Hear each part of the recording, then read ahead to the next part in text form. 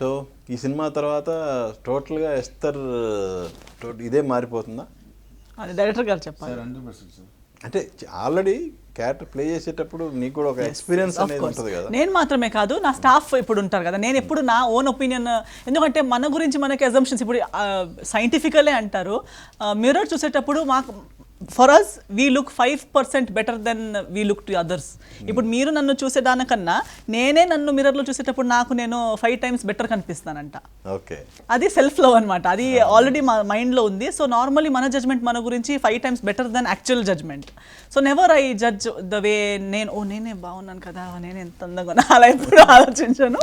ఇంకొకరు మన గురించి ఏమంటారు. మళ్ళీ అందిట్లో కూడా నన్ను చాలా ప్రేమించేవారు. నా మమ్మీ అలా లేరు. My mother is very critical కాబట్టి I listen to her. But అదర్స్ది చాలా మంచి ఫ్రెండ్స్ అందరూ నువ్వు హీరోయిన్లా ఉన్నావే అవన్నీ చెప్పేవారు కాలేజ్ టైంలో చెప్తే, అని వీళ్ళు జస్ట్ మబ్బులో ఉన్నారు లేదా గుడ్డి ప్రేమలో ఉన్నారని నేను I think that they love me, so they say that about me. But నా స్టాఫ్ వాళ్ళందరికీ నేను ఒప్పుకున్నాను అనేది కరెక్ట్గా తెలుసుండదు. ఇలాంటి క్యారెక్టర్ ఇలా కనిపించాలి, రెఫరెన్స్ పిక్చర్ చూపిస్తాను, రెడీ అవుతాను. రెడీ చేశారు. వాళ్ళు కూడా అనుకుంటున్నారు ఇలాంటి క్యారెక్టర్స్ ఎందుకు ఒప్పుకుంటుంది ఈ అమ్మాయి, నాకు తెలియదు. అవును, వాళ్ళ ఫేస్లో రెడీ చేస్తారు. మేడం ఇది క్యారెక్టర్ రోలా మేడం, తర్వాత ఇది పని మనిషి క్యారెక్టరా మేడం అంటే వాళ్ళకు కూడా ఎందుకు.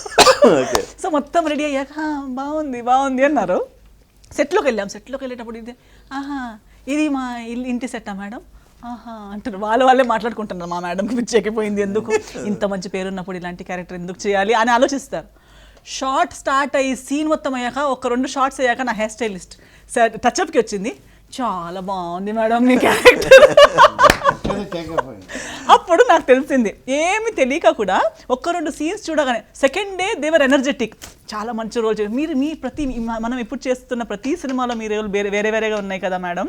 అప్పుడు వాళ్ళకి ఇంకా కొంచెం ఒక 10-15 days షూట్ చేసేసరికి ఏమి తెలియలేని మైండ్ సెట్ నుంచి వాళ్ళదే mind set towards cinema and this character చాలా మారిపోయింది. That's when I get to know. నిన్న మీరు కూడా ఫంక్షన్లో ఒక స్టేట్మెంట్ ఇచ్చారు, నేను ఈ సినిమాని మా అమ్మతో కలిసి చూడాలి.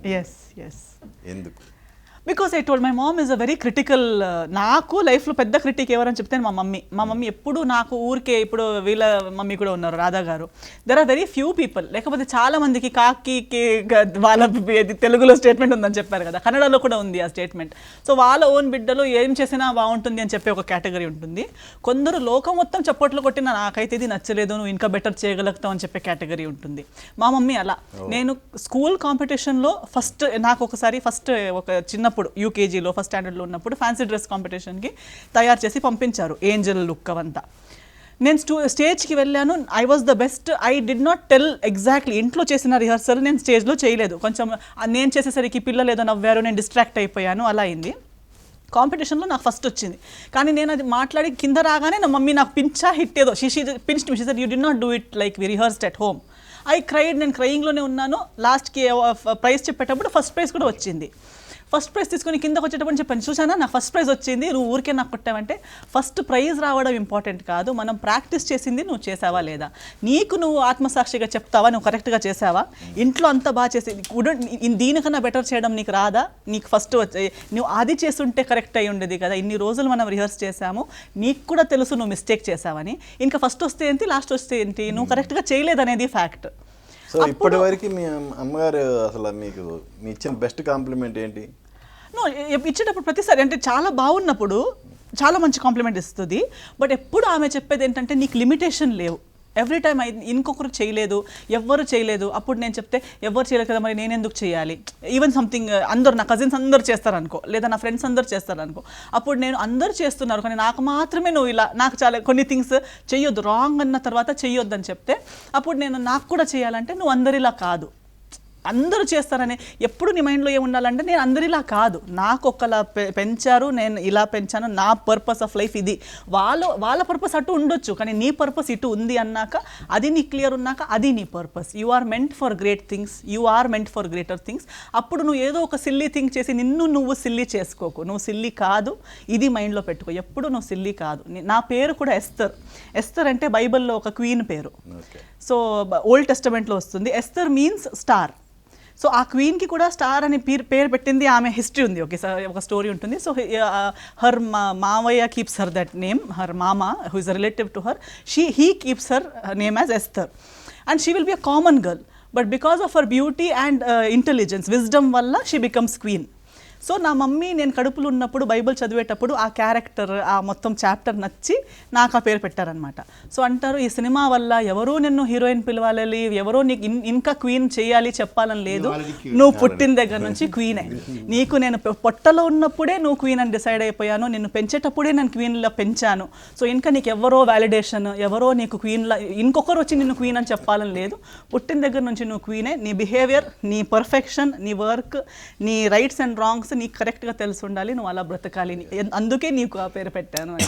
సో అందుకే నా ప్రతి 10 మనిషి నాకు, నేను స్టేజ్ ఆర్టిస్ట్ని కూడా కాబట్టి స్టేజ్ మీద ఉన్నప్పుడు కూడా చిన్న 8 years old ఉన్న దగ్గర నుంచి స్టేజ్ మీద ఉన్నాను. సో నేను స్టేజ్లో పర్ఫామ్ చేసేటప్పుడు I'm always searching for my mother. నా మదర్ని నేను చూస్తే ఇంకా 5,000 people ఉంటే కూడా I'm happy that my mother is watching me, and if she does one like this then I know I'm doing good. లేకపోతే ఆ 5,000 people క్లాప్స్ ఇస్తే కూడా నా మమ్మీ కొంచెం అన్షూర్ లేదా డిస్కంఫర్ట్ అన్నట్టుంది, I know something is wrong. So even now I know, even if millions people are clapping and I look at my mom side wing లో and my mom is like, I'm like అయ్యో ఏదో పోయింది. Because she will never give me wrong. నేను అందరికన్నా best ఉండాలని ఆమెకుంది. So ఒక 0.5 తక్కువ ఉంటే కూడా ఎవరేం చెప్పినా పర్లేదు బాగా చేసావని చెప్పినా మా మమ్మీ అంటది నువ్వు పర్లేదు కాదు, నువ్వు ది బెస్ట్ అయ్యేంత వరకు చేయాలి. నేను అడుగుతున్నా, ఇప్పుడు మీ అమ్మతో ఈ మూవీ చూడాలి మేడం, అన్ని మూవీలో మీ అమ్మతో చూడాలి థింక్ చేసావా? ఈ మూవీలో అంటే నేను ఇక్కడ దాకా పిలవను, ఏం చేస్తానంటే ఫర్ ఎగ్జాంపుల్ కొన్ని సినిమాలు రిలీజ్ అయ్యాక నేనే మమ్మీకి అంటాను మన మూవీ నేను లాస్ట్ పిలిచి క్యారెక్టర్లో ఉన్న డెప్త్ అది. ఎస్ నేను ఇప్పుడు కొన్ని సినిమాలు వస్తాయి అప్పుడు నేను అంటాను పర్లేదు ఇప్పుడు ఓటీటీకి వచ్చాక చూడొచ్చు, తర్వాత చూడొచ్చు అని చెప్తాను కొన్ని. బట్ సంస్కార్ కాలనీ టైంలో